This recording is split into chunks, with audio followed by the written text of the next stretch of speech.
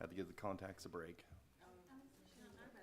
No, the hair dear. Oh, yeah, that too. And that was long overdue.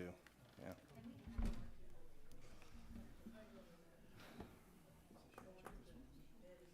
Yep.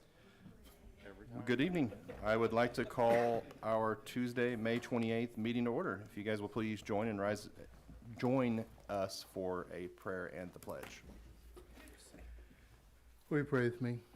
Our Lord Father in heaven, we're thankful for this day. We're thankful for the beautiful day that you've given us, Father, that we can enjoy. Pray, Lord, that as you go with us tonight, give us guidance and wisdom for the things that we're discussing. Give guidance and wisdom to the council as they make decisions on behalf of the community that they serve. And all these things we pray in Jesus' name. Amen. I pledge allegiance to the flag of the United States of America and to the republic for which it stands, one nation, under God, indivisible, with liberty and justice for all.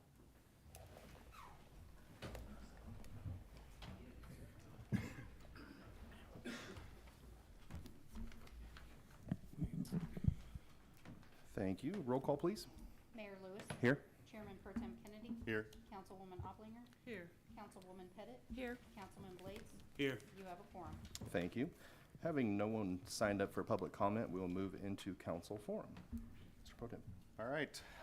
Attended the movie night at the park, at White Park this weekend. It was a great event. We had a little bit of setup issue that ran me tight on time and was not unfortunately able to make it to the banquet. I would have been pretty not ready for an event at that point, but got it all together and it went off without a hitch.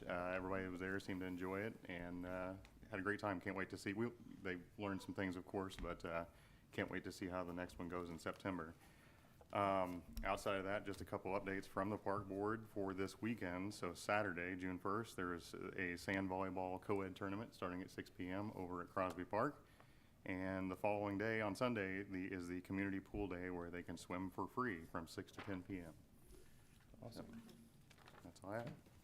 Mr. Blades. So I did attend the chamber banquet, and I am very thankful and appreciative of receiving one of the Top Dog Awards. And then I was also in attendance at the interviews for the new recreation director. Didn't you put flags out at the cemetery? I did put flags out, I guess, yes. I was also there putting flags out at the I'm not trying to toot my own horn a whole lot. But you did, Yeah. you did a good job. Rec Center Chamber Banquet, I was gonna mention, Josh, but you already did, so. Okay, I helped with the interviews as well for the rec center and attended a meeting trying to select the interior finishings, I guess, for the rec center itself. And one question I have, I guess is appropriate to bring up here, where are we on something I've mentioned 5 years ago on doing some kind of a study on like the township, the numbers that we have on, you know, how many dog groomers should a town of this amount have? How many hair salons should we have? You know, how many Mexican restaurants should we have? How many pizzas should we have? I just feel like that would be helpful. I know we've talked a little bit about maybe working with the chamber about that, but it's been brought up multiple times. I feel like it's dead in the water, So though. a lot of that stuff, we can probably just get a hold of Lisa Robinson through University of Missouri Extension. Okay. And I cannot remember her name, but she also works for the University Extension. Lisa, I've got it written at the office. She lives here in town. But she actually pulled those numbers for us at one time, and we did it in a grow meeting. Okay. When we first started. Okay. So the information's out there, Teresa, and I will see what I can come up with. Okay, but grow, that's been several years ago now, so could we? It's tied to new and new one. I'd say we could probably need to get new numbers and work collectively with you on maybe some more economic development. I know Carrie's very active with that, but it'd be kind of nice on to know who we can recruit, so. That's it, sorry. Don't apologize. Yep. Be interesting information to know and maybe something we could use to recruit, maybe. Is Lisa the one that came to the garden exchange? That was her? Okay. The other lady I'm talking about, she's been with University Extension for probably 15 years. Okay. I just can't remember her last Oh, that's okay. Anyway, Okay, all right, thank you. Yep, chamber banquet interviews as well. Next up, consent agenda. This will include our regular session minutes from May 14th, along with the May appropriations. Make a motion, we approve the consent agenda containing city council regular session minutes of May 14, 2024, and May 2024 appropriations. Second that. A motion and a second. Please vote. Motion passed. Thank you. Having no old business, we'll move on to new business. First up, we have the oath and pinning of a new police officer.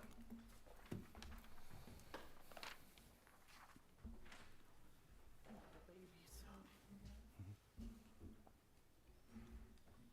your right hand. Do you, Joseph Lauder, solemnly swear that you possess all the qualifications prescribed by law for the office of police officer, that you'll support the Constitution of the United States and of the state of Missouri, the provisions of all laws of this state affecting cities of the third class, and the ordinances of the city of Aurora, Missouri, and that you will faithfully demean yourself while a police officer of the city of Aurora, Missouri, so help you God? Yes, I do. Congratulations.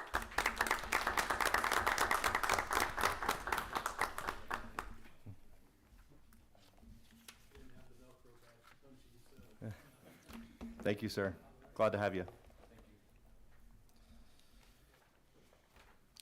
Next up, 8.2, resolution number 2024-1975, records disposal. This is just what we do every year, according to the Missouri state statutes on the record retention.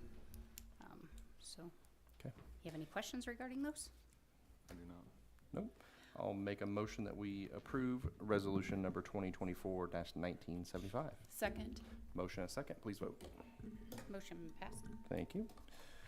Next up, 8.3, resolution number 2024-1976, planning and zoning appointment, Ms. Linda Barton. Questions? No questions? I'll make a motion to approve resolution 2024-1976, appointing Linda Barton. Second. Motion and second. Please vote.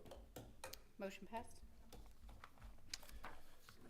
Moving on to 8.4, resolution number 2024-1978, fire department mutual aid agreements. Evening, Chief. Good evening. So this is for 3 mutual aid agreements, actually 2 auto aid and 1 mutual aid agreement. But we have 2 auto aid agreements enter into with Monette City in providing a second ladder truck. That is an ISO, one of the ISO requirements.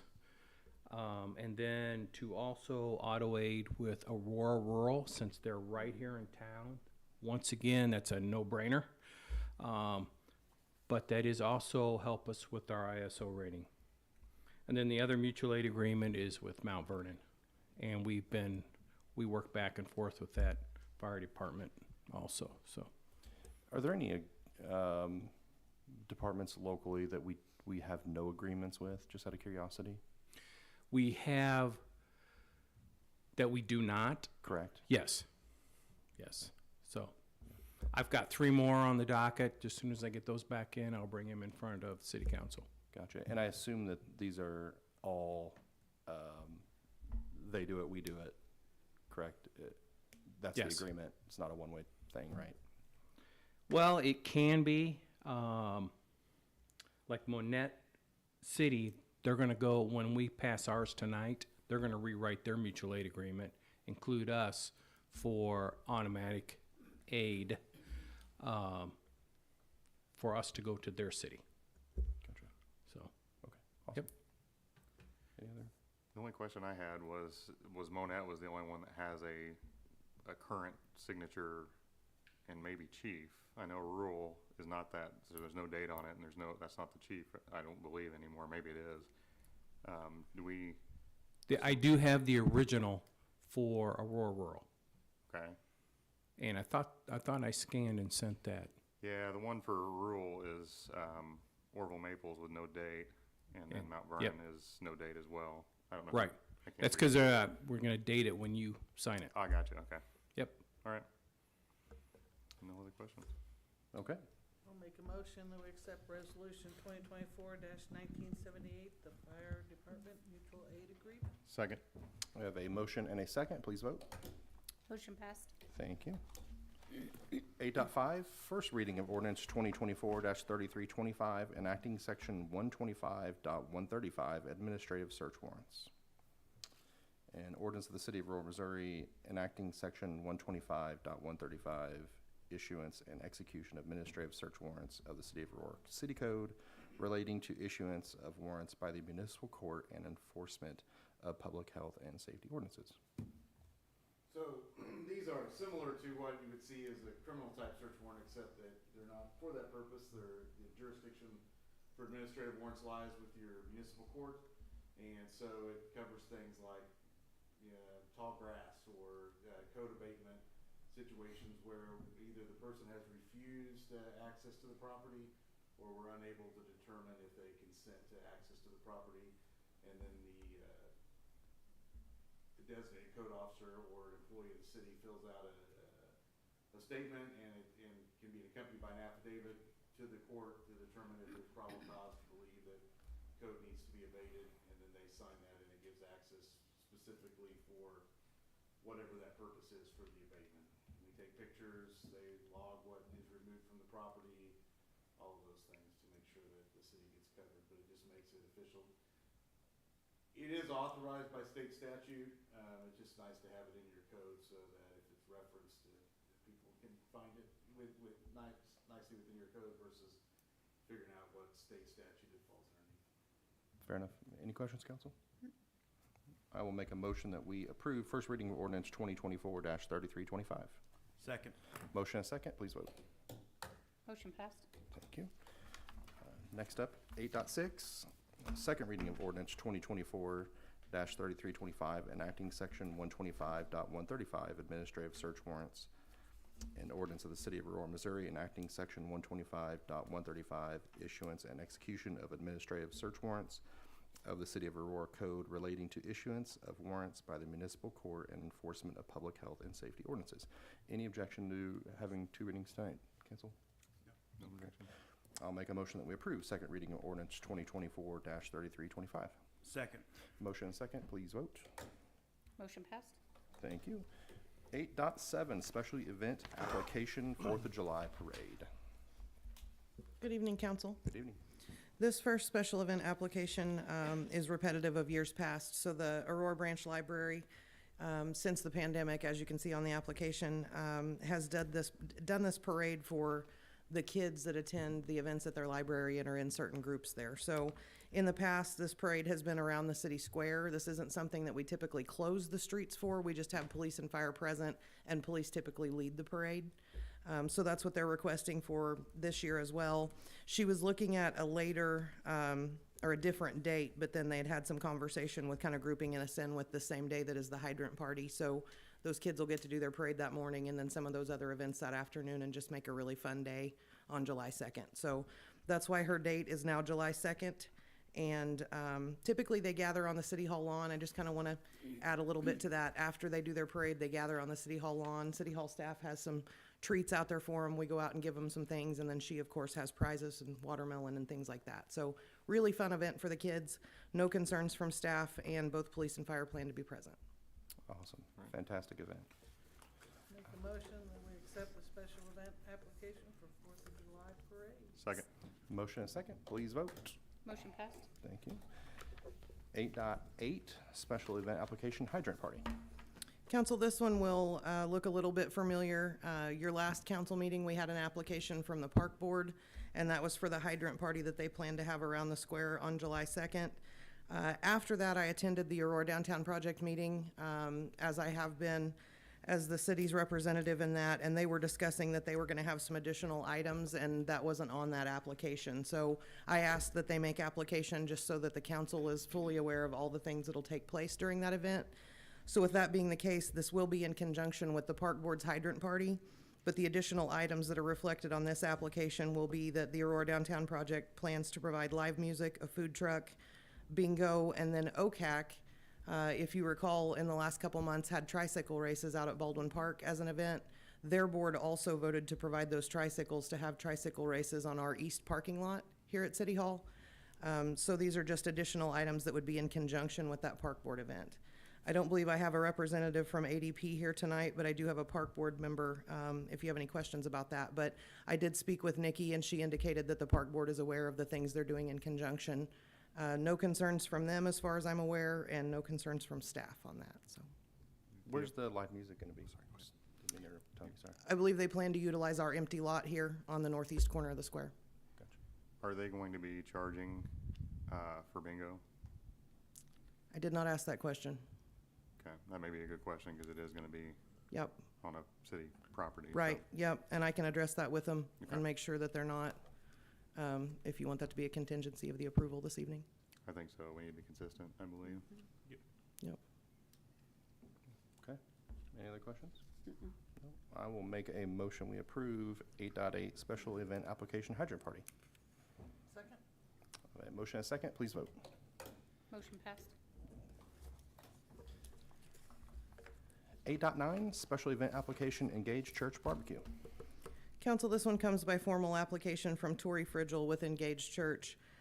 This is slated to be on June 9th. She had spoken with Travis Wittenborn about this, and he had forwarded her on to me for the application process. It's just a kickoff to summer with barbecue and volleyball at Crosby Park, inviting fire department, policemen, and any first responders that are available.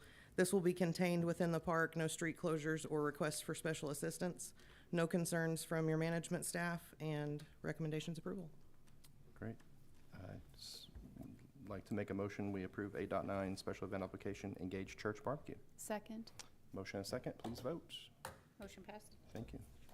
8.10 special event application Engage Church 10-year anniversary. Council, this one, obviously, it'll be their 10-year anniversary of the church here in town. They are wanting to celebrate by having food and fellowship. There's been discussion about bounce houses. We've addressed those insurance concerns with them related to this event, as we have in the recent past. But they are asking to close Madison Avenue between Olive and the first alley to the south and utilize that portion of Madison Avenue. She indicated that they have had conversations with any business owners in that area, and that there was no concerns there because it wouldn't be during their open hours. Any of them that would be open that time of day, you'll still be able to get to there from the other side of that next intersection.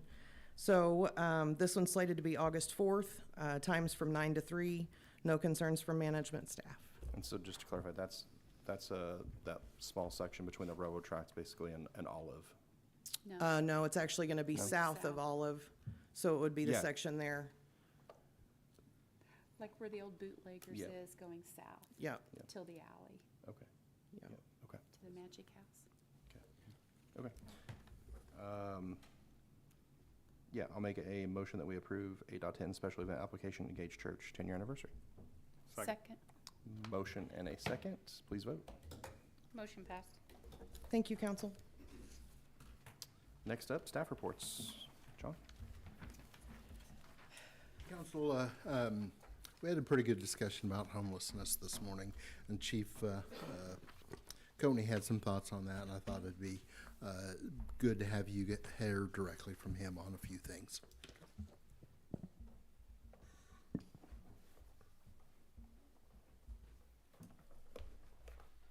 Hello. Hello. So, Aurora is no different than any other community in the United States and is seeing a increase in some homeless population. So, I try to be careful when I use the term homeless because it's such a broad and misunderstood term. But we do have a population that seems to be growing of folks that are just kind of loitering, maybe even trying to get into abandoned houses or unrented houses. And most recently, we're having folks set up shop in some of our parks and then on City Hall property. In fact, when I pulled in tonight, one of our folks that have been sleeping in the gazebo is actually in the gazebo when I pulled in tonight. So kind of a two-part thing. Homelessness is one of those things that has some difficulty in enforcing because the homeless population are typically very high levels of mental health, but very low levels of actual crime. And so dealing with them requires some pretty petty ordinance enforcement. And the Supreme Court several years ago kind of made panhandling and things like that a protected First Amendment right. And so our panhandling ordinance that we have really wouldn't be able to be enforced anyway. And that's kind of one of those homeless things. But no law can be on the book that basically makes homelessness a crime. And so I'm both kind of warning you that we're seeing an increase in population, and also if you all have guidance on how you would like the police department to address it, we'll do it as effectively and as legally as we possibly can. But it's often something that people look at and don't like what they're seeing, but the folks aren't typically victimizing people. The crimes that they may commit are, pretty petty, maybe grab and go thefts and maybe trespassing, burglary if they go into someone's house and try to set up shelter there. The difficult thing about Aurora, and actually Southwest Missouri in general, is that there's just not a lot of resources for us to point them to. I have authorized my folks to give them transportation up to one of the shelters in Springfield or whatever. If we find them, then we'll make sure that the road is covered. But as I said, they have a very high level of mental health issues. And so oftentimes they're not terribly interested in going to a homeless shelter because of they do drug testing and things like that. And so they're not really interested in a program like that. So making it aware, letting you know, we are doing our best to kind of help move them off of city property as gently and as easily as we can. There are some ordinances in some of our cities in Missouri that make sleeping in the park an ordinance violation, which is a pretty low level thing. If you guys want to do something like that, that would help us, I guess, remove them temporarily, but it's never really a long-term fix.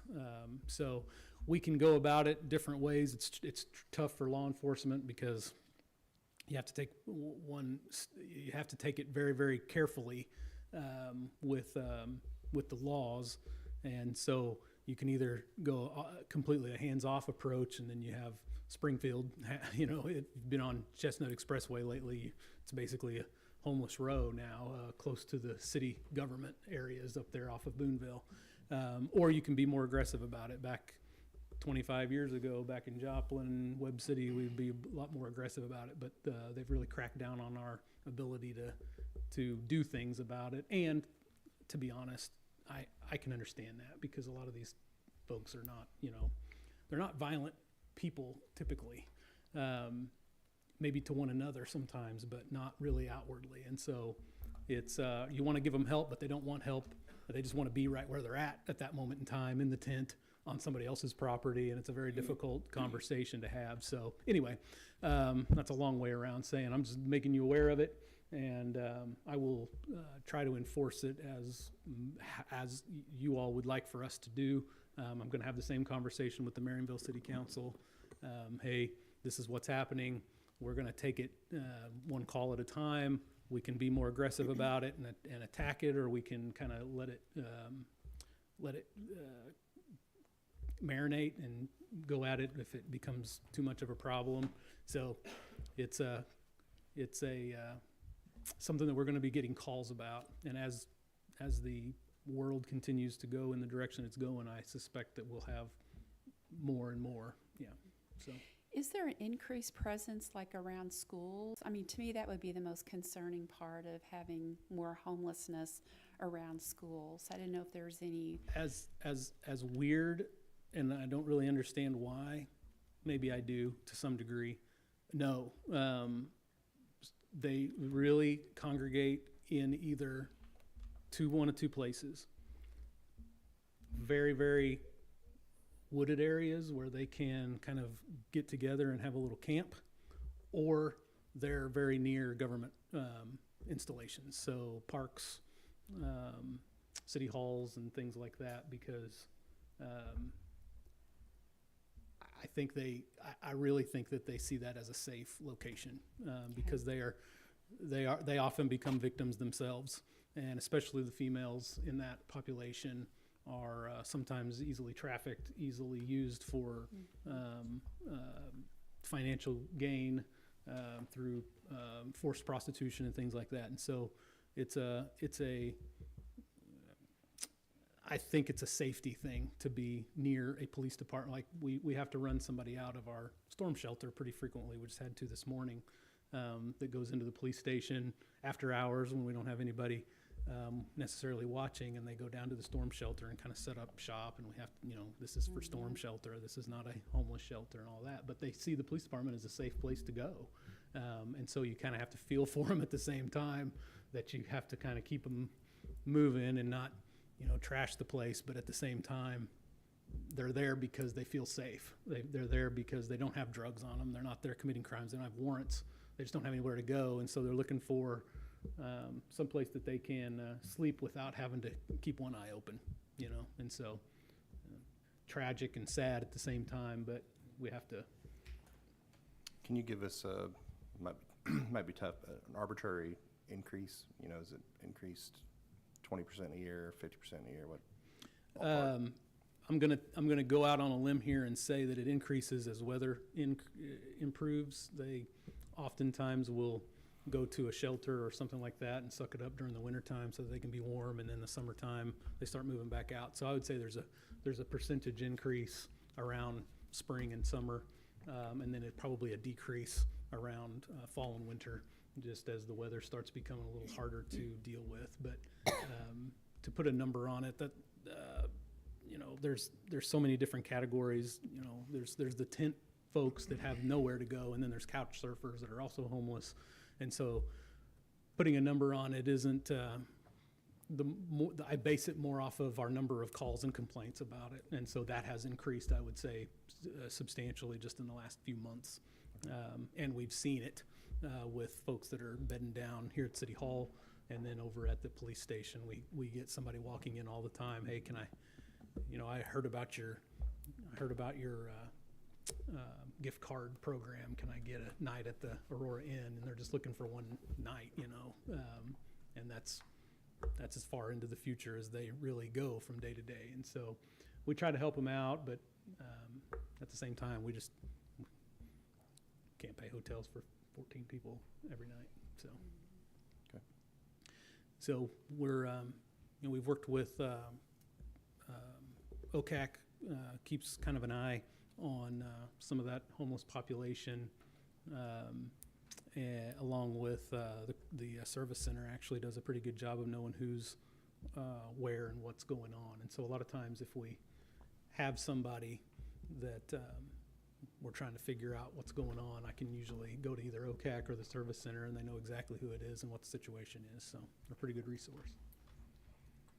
What's the closest homeless place for them to go? It seems like there was something in Monette.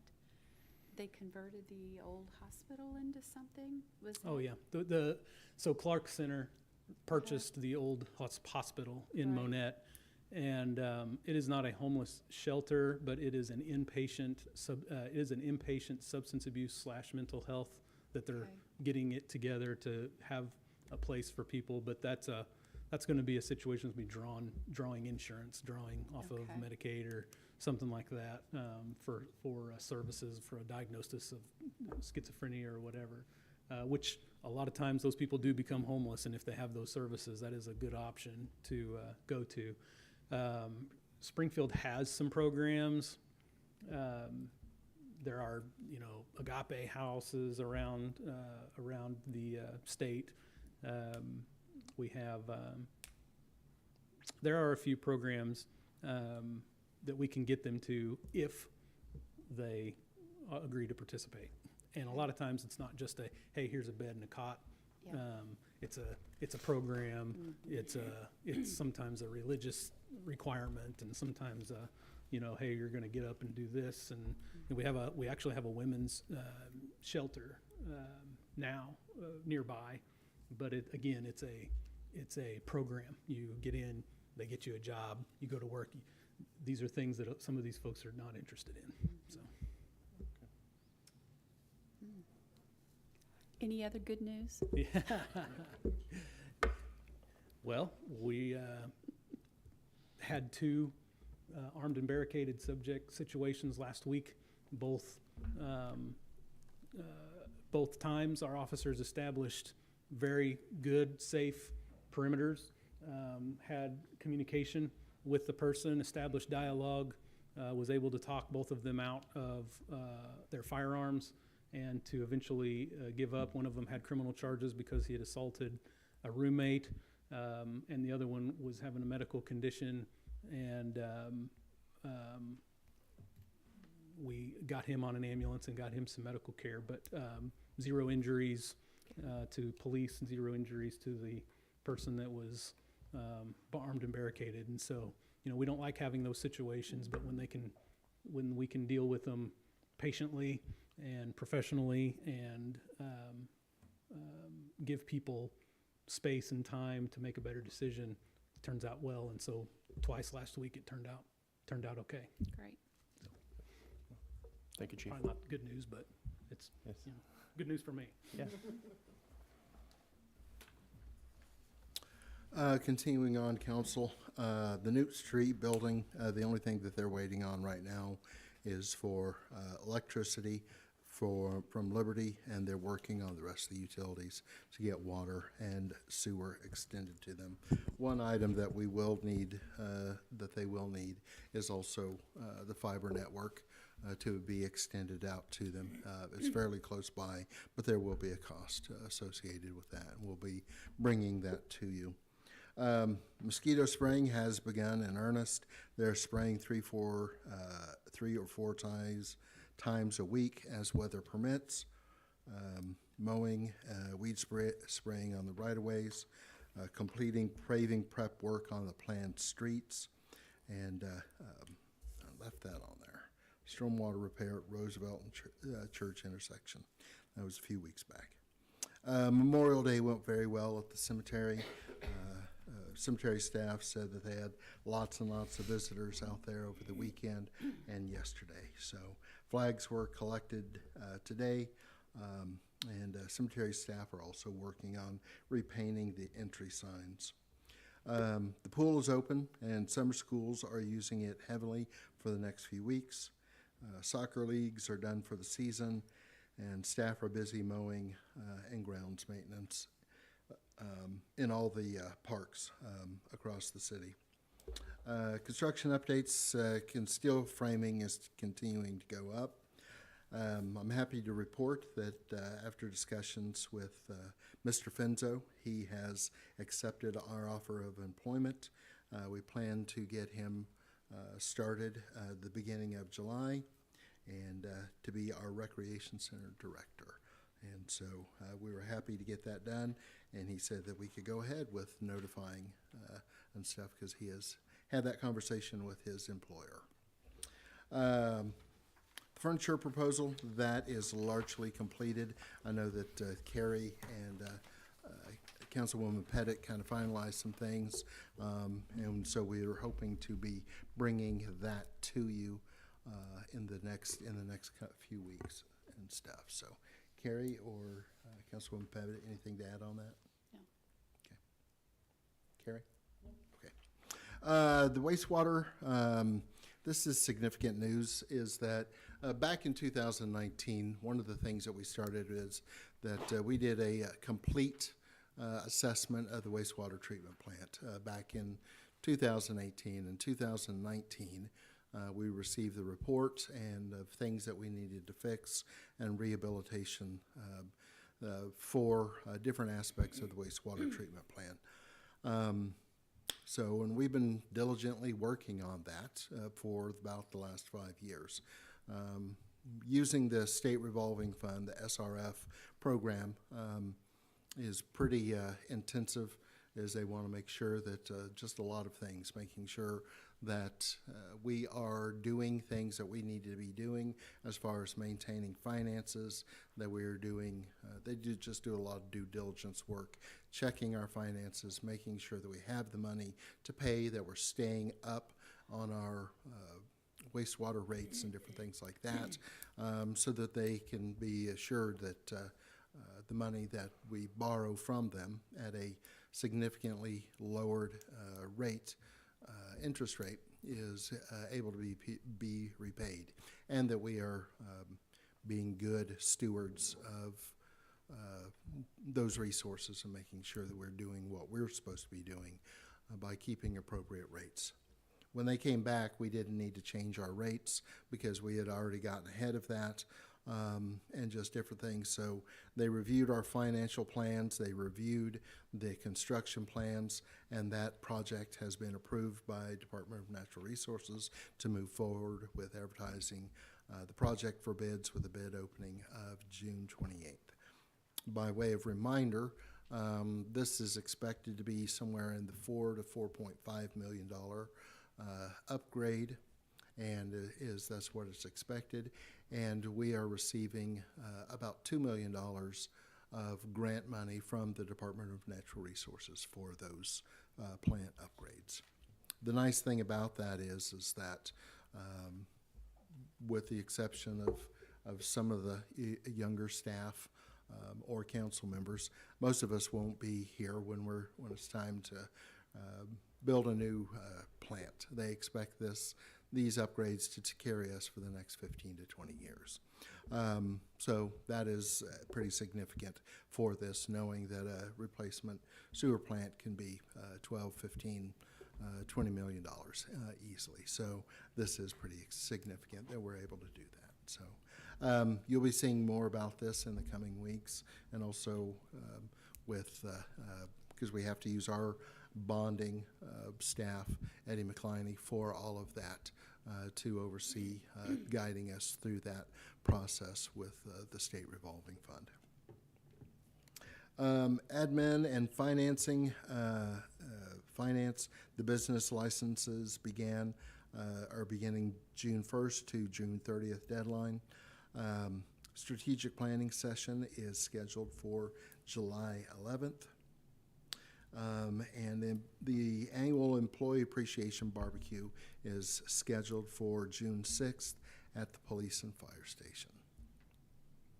The public meeting for McNatt and Crescent and Windsor and Crescent bridge discussions, those are rescheduled to June 6th.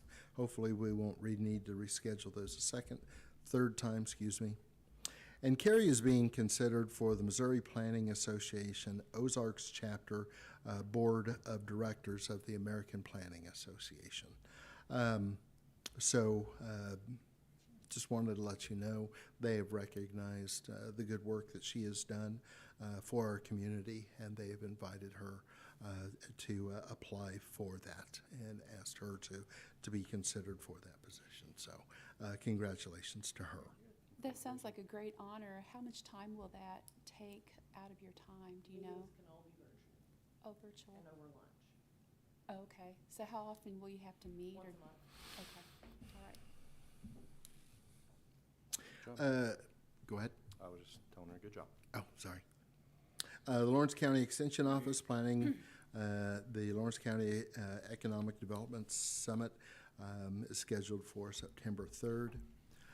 Also, one thing that we forgot to put on there is that we have registration for the MML annual conference.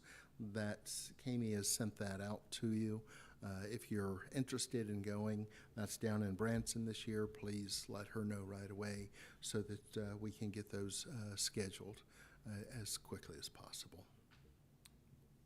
Has everybody gotten to you or not? I've scheduled everybody, but if they can't go, I just wanted to book everybody. Perfect. Okay, that's how I read it. I was like, uh-oh, I didn't. No, Yeah. yeah. We We've got booked- everybody booked. If for some reason you can't go, just let us know. Okay. Yeah, please let us know so that we can let go of the room and cancel the reservations and stuff. So, other than that, that is all I have. Any questions? Thank you very much, Joan. With that, I don't have anything else unless anybody does. I will make a motion that we move into closed session pursuant to RSMO 610.021 for 1, legal action, 3, hiring, firing, disciplining, 13, individual identifiable personnel records. Second that? Roll call vote, please. Mayor Lewis, Yes, thank you, Chairman audience. Pro Tem Kennedy, Yes. Councilwoman Oplinger, Yes. Councilwoman Pettit, Yes. Councilman Blades. Yes. You are now in closed session. Thank you.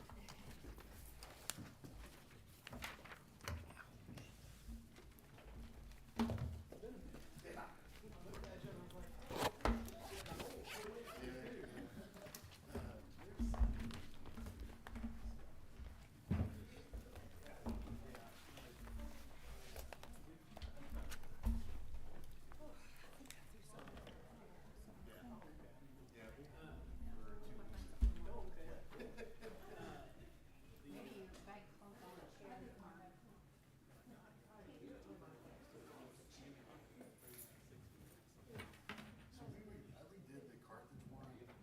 I'm not sure if they ever passed it, because then our council changed it, and everything went to hell about a year ago.